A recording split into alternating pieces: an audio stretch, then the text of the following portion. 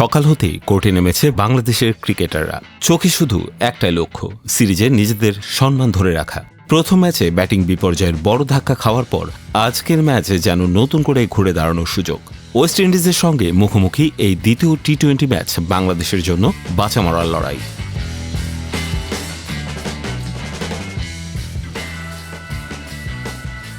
আর মাঠে নামার আগে টাইগার একাদশে একাধিক পরিবর্তন আসার ইঙ্গিত মিলেছে। শামীম পাটোয়ারির জায়গায় জাকির আলীর সম্ভাবনা আলোচনার সৃষ্টি করেছে। তাছাড়া স্পিনার হিসেবে শেখ মাহাদি এবং শরীফুল ইসলামের দলে ফেরার সম্ভাবনা যোগ করেছে নতুন রোমাঞ্চ।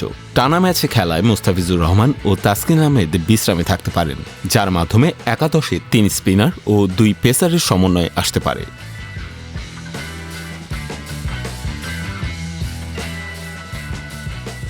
প্রথম ম্যাচে জয় পেলেও স্বস্তিতে নিঃশ্বাস ফেলতে পারছে না ওয়েস্ট ইন্ডিজ। তাই ম্যাচ শেষ হওয়ার মাত্র 12 ঘন্টা পরই তারা ফের মাঠে নামে কঠোর অনুশীলনের জন্য। ক্যারিবীয়দের এই দৃঢ়তা দেখে বোঝাই যাচ্ছে তারা সহজে হাল ছাড়বে না। বাংলাদেশের প্রথম ম্যাচের ব্যর্থতা, বিশেষ করে ব্যাটিং, যথেষ্ট মাথা ব্যথার কারণ হয়ে দাঁড়িয়েছে।